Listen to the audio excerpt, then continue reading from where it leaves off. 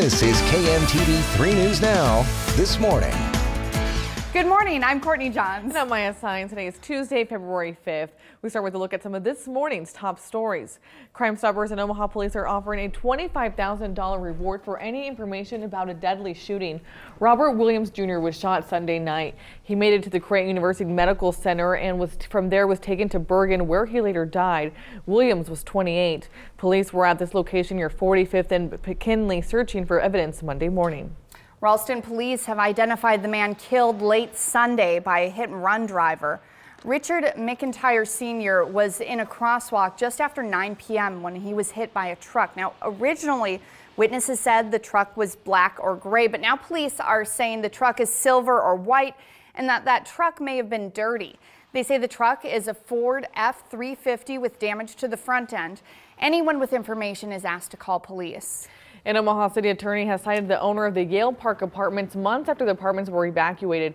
Kay Anderson now faces 100 misdemeanor counts related to conditions at the complex at 33rd and Lake. Each count could result in a $500 fine, 6 months in jail, or both. Anderson will be in court in March. This weather alert forecast is sponsored by Elite Exteriors, roofing, siding, and gutters. All right, just after 5 o'clock and still holding at 8 degrees outside right now. And unfortunately, there is enough of a breeze out of the north-northeast. It's going to bring in our wind chill factor down below zero just a little bit. Outside right now, once again, we've seen a few passing clouds.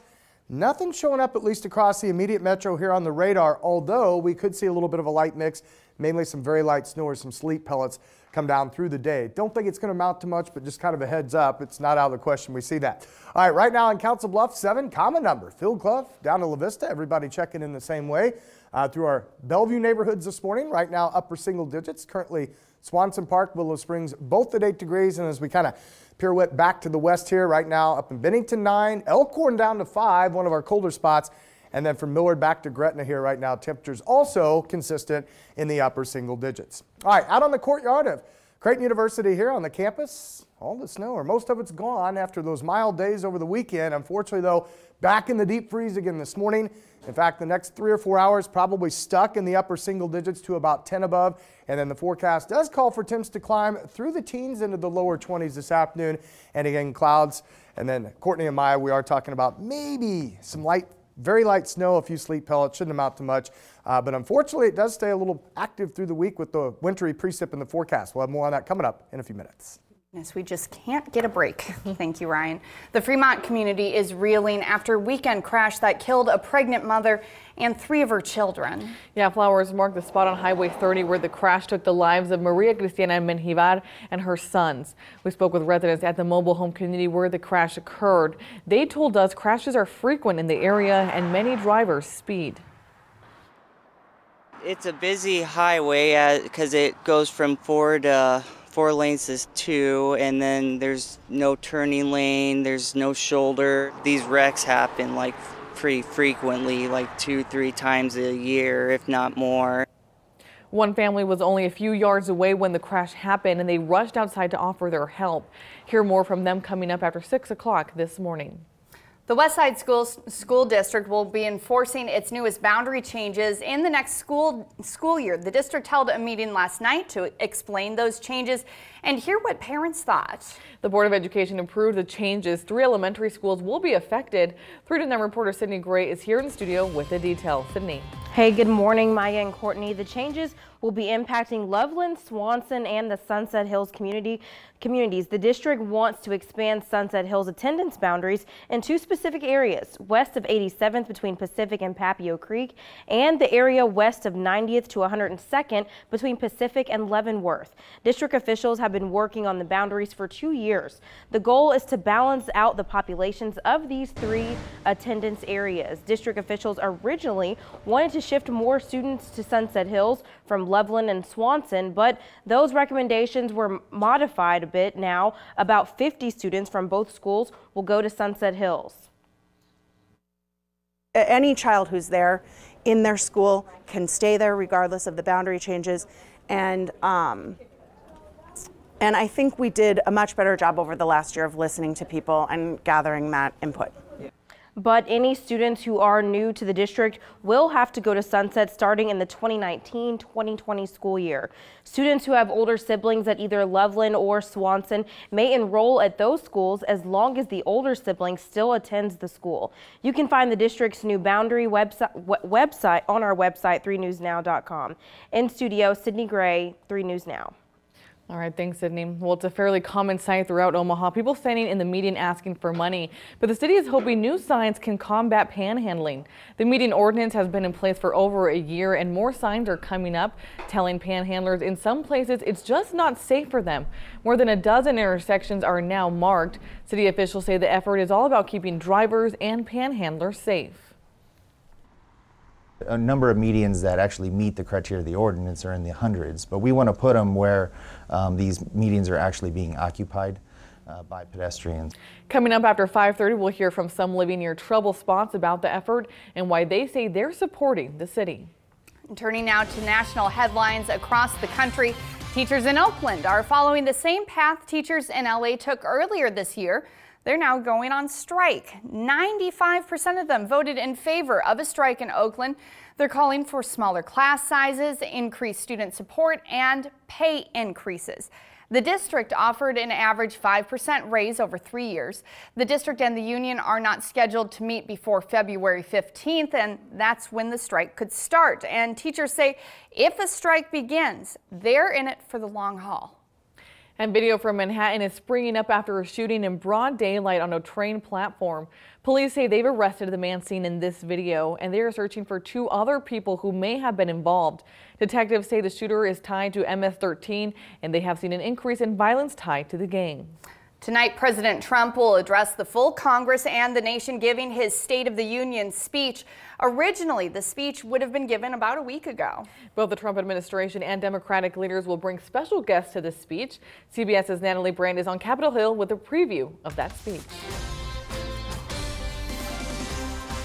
President Trump is expected to call for unity as he speaks to a divided Congress tonight during his second State of the Union address. A looming question is just how many falsehoods, distortions, and made-up facts will appear in the president's speech. The president and Democrats have remained at odds over border wall funding, a $5.7 billion sticking point that caused the recent 35-day government shutdown. We're going to have a strong border, and the only way you have a strong border is you need a physical barrier, you need a wall. Lawmakers have just 10 days to strike a deal and avert another shutdown. Aides to President Trump say he'll preach bipartisanship at tonight's speech. You're also going to see the president call on Congress and say, look, we can either work together and get great things done, or we can fight each other and get nothing done. The president has suggested he may circumvent Congress by declaring a national emergency to build his wall. You'll hear the State of the Union, and then you'll see what happens right after the State of the Union. Okay? Some members of his own party aren't sure he should go that far. I think it's of dubious constitutionality. And this would just be another erosion of congressional authority in this particular area. With that being said, the president is absolutely right. We need better barriers. Delivering the Democratic response to President Trump's speech will be Stacey Abrams, who narrowly lost her bid to become Georgia's first black governor. Natalie Brand, CBS News, Capitol Hill. Okay, we know that in the last couple of weeks, they haven't been our favorite people if you don't like the snow or ice. But a national day is a national day. Yeah, so today is National Weather Person Day. Oh, look at that good looking guy right there. So we're taking a minute to honor our weather team, even though, well, they're predicting snow. Ryan, I guess today is your day, so we got you a treat. We know you love treats. Maya, why don't you show how beautiful this is? It says Happy National Weather Person's Day. Yes, so breakfast of champions. Thank you for all the wonderful forecasts. Yes. Which wow, we that's have really heavy, isn't it? Yeah. You earned it. You earned it. That's awesome. Are you going to share, though? Absolutely. Okay. Yay, that's what we like to hear. I don't want to gain 5 pounds in one morning. No. It's been known to happen. You've had a very couple busy of weeks, especially, yes. and I know you haven't been my favorite person, unfortunately. You're not alone, Maya, and it doesn't stop with the weather.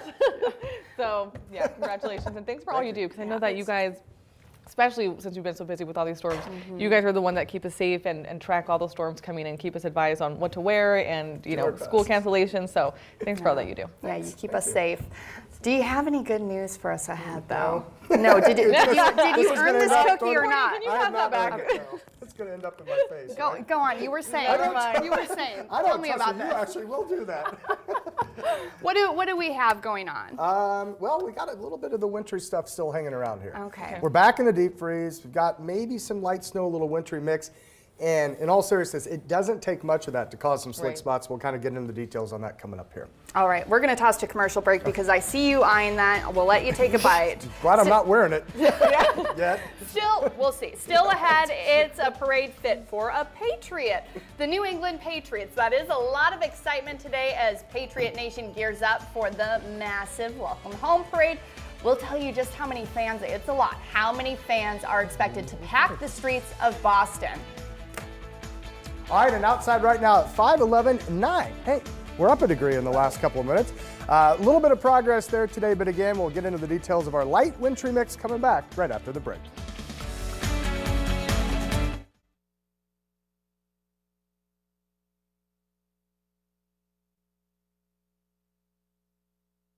But she's also filling the air with cancer-causing toxic chemicals used to boost octane in gas. What doesn't burn in the engine enters the air and your lungs, even your heart and brain. Bad for everyone, especially kids. Ethanol is a natural octane booster, clean burning and non-toxic. More ethanol means less scary stuff in our gas and in the air we breathe. And that makes your choice pretty plain, Jane. American Ethanol, cleaner air for Nebraska.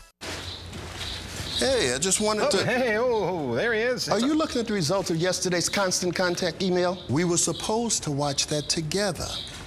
I'm sorry. I can't even look at you. Constant Contact email marketing. Powerful stuff. Oh, Heavenly Hand Cream. Heavenly Hand Cream? My hands get so dry and cracked, I need serious relief. That's why I use O'Keeffe's Working Hands. It's America's #1 selling hand cream for guaranteed relief of dry, cracked hands. Thanks to O'Keeffe's, I got my hands back. Welcome to Quick Trip. Need a dog sitter? Need a hand? Need your wallet? Need some help? Need a slice? Need some roller therapy? Need an extra large? Woo! Need me to get that spider out of your car? I'm not going in there. Yeah, that actually happened. If you need it, we have it. QT, more than a gas station. Ford F-Series, America's best-selling trucks again for 42 straight years. Is it magic? Nope. It's built with its high-strength military-grade aluminum alloy body, best-in-class torque, payload, and towing. And ta-da, the competition is following the big dog again. Ford F-Series, America's best-selling trucks. In honor of 42 years of F-Series leadership, get $4,200 customer appreciation cash on a new F-150 only at your Midwest Ford dealers. This weather alert forecast is sponsored by Elite Exteriors, roofing, siding, and gutters. All right, good morning once again. We are back already here at 5:13, 9 above, up a degree compared to where we were last report. Probably hanging in the upper single digits to about 10 here. And what we're watching is a little bit of cloud cover move in. There's going to be several weak little weather disturbances, if you will, through the middle of the week, and that could produce some very light snow, maybe a couple of sleet pellets today.